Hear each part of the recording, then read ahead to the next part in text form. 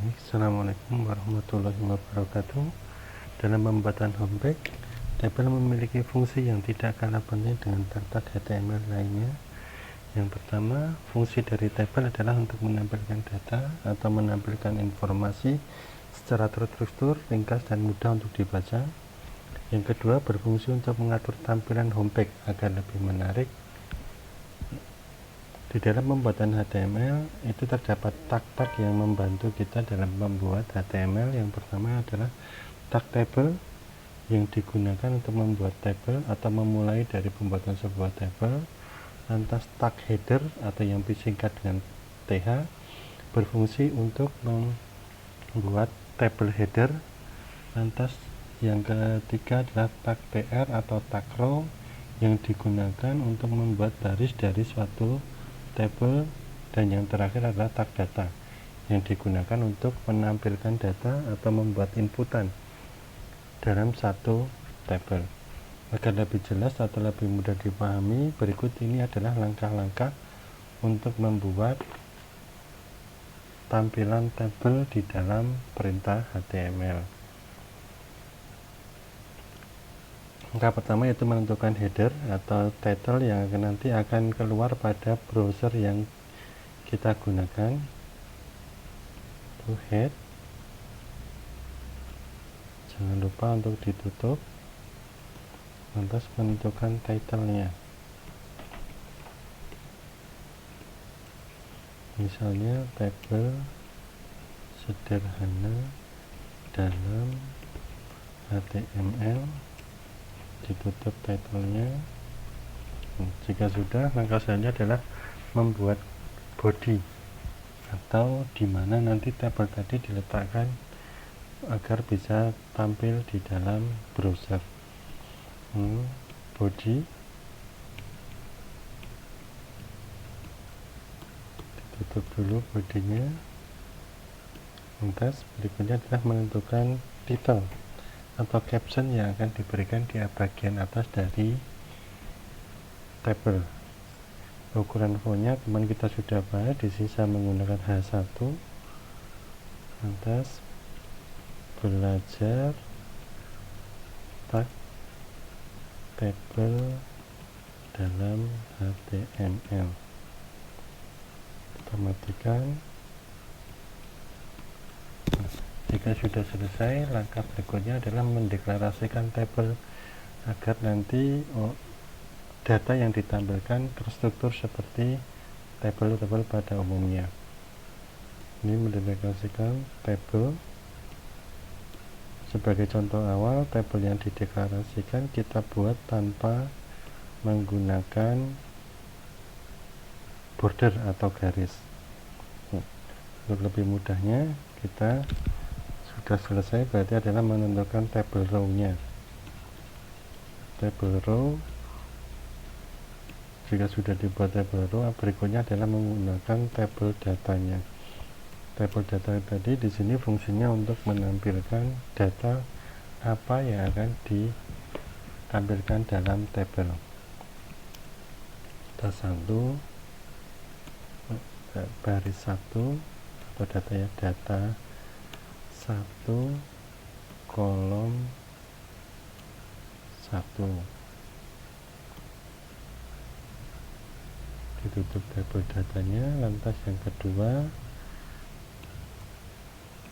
data 1 kolom 2. Terus berikutnya data 1 kolom 3.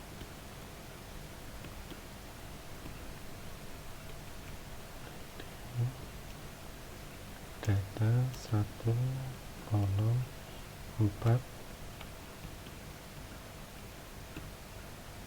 Nah, ini kita akan membuat data 1 sebanyak 4 kolom. Untuk dilihat, kita simpan dulu. Kita buka browser. Di sini saya menggunakan Mozilla. Lantas kita masukkan path di mana tadi data disimpan.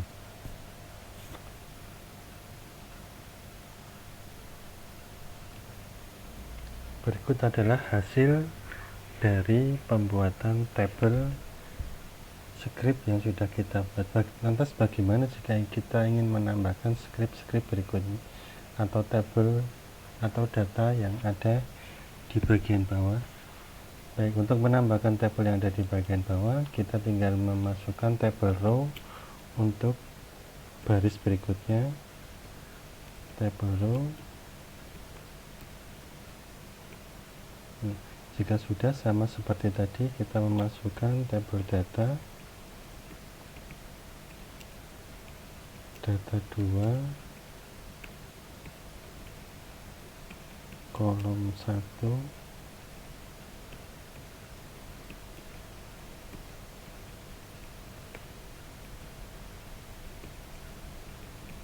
data 3 kolom 2. Nah, untuk lebih cepatnya saya akan copy filenya nanti untuk diperbanyak.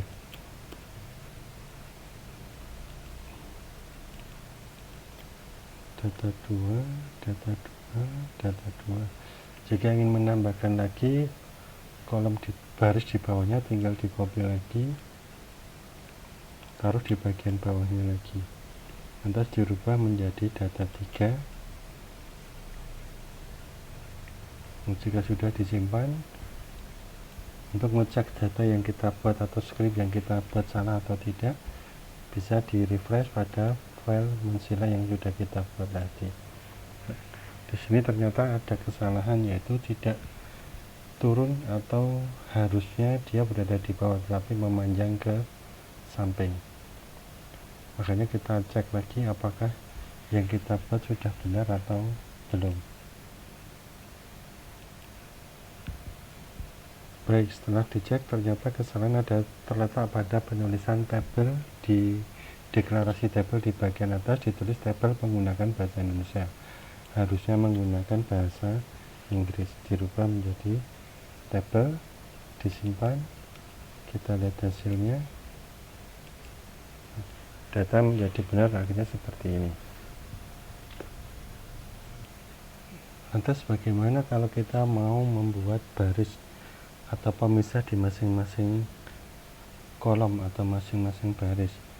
Di dalam tag table ada atribut border yang berfungsi untuk membuat garis di masing-masing atau pembatas dari masing-masing data. Sebagai contoh, di sini saya masukkan border sama dengan saya masukkan 1, kemudian disimpan dan kita akan lihat hasilnya.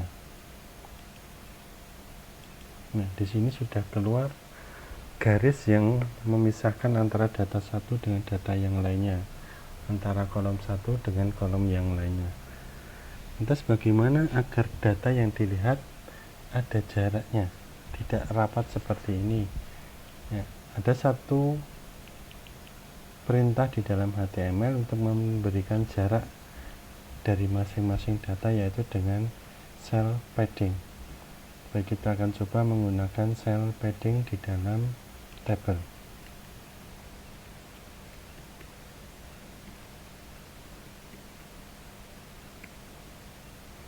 Sini saya kasih nilai 10.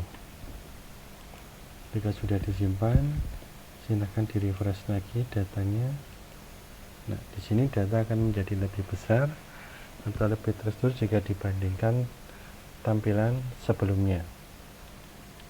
Maka selanjutnya adalah bagaimana kalau kita ingin memberikan sel warna pada sel yang berbeda sehingga nanti digunakan sebagai title. Sebagai contoh di sini saya menggunakan yang paling atas karena nanti akan saya gunakan sebagai title dengan warna sel yang berbeda. Jadi sini TR tutup.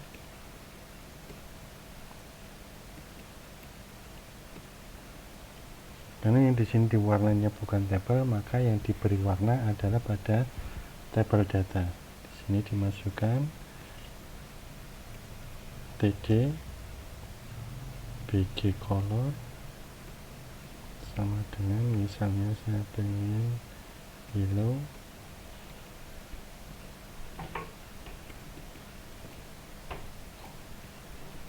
title 1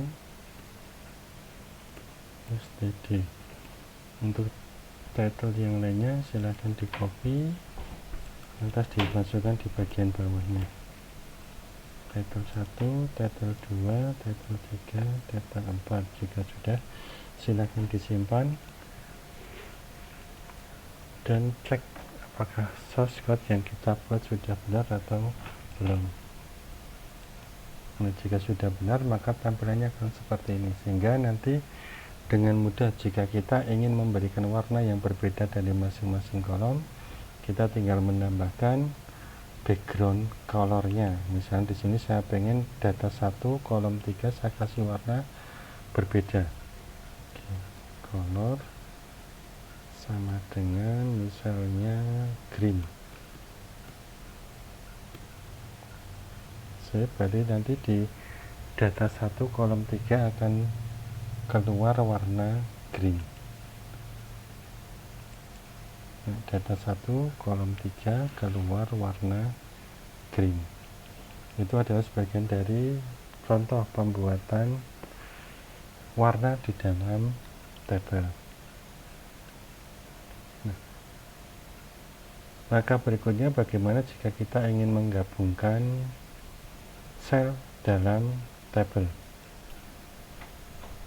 Untuk menggabungkan kolom kita bisa menggunakan row span, itu yang berfungsi untuk menggabungkan baris, dan column span itu berfungsi untuk menggabungkan tabel.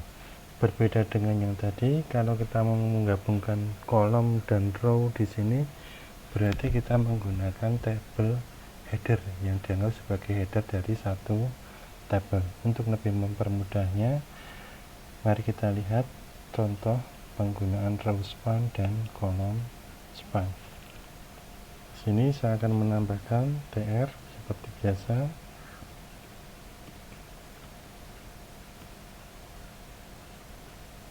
Saya akan menambahkan tabel header, row span-nya.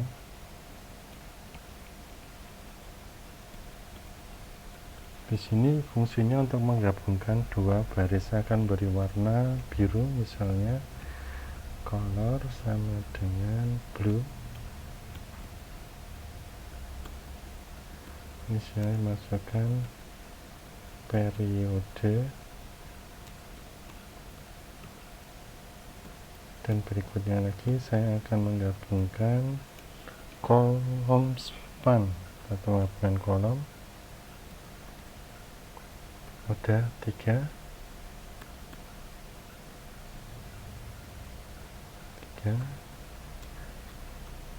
background colornya juga saya kasih warna misalnya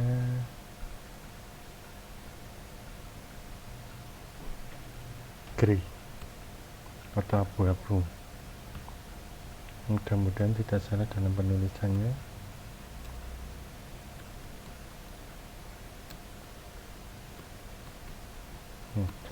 Setelah selesai, berarti nanti kita akan memasukkan jumlah kolomnya, karena tadi di sini penggabungan dari 3 kolom, maka di bagian bawah kita juga harus memasukkan sebanyak 3 kolom. tr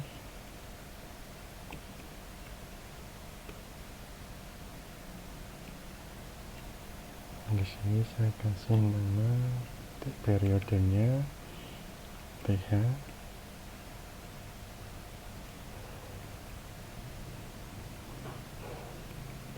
background colornya sama dengan grey,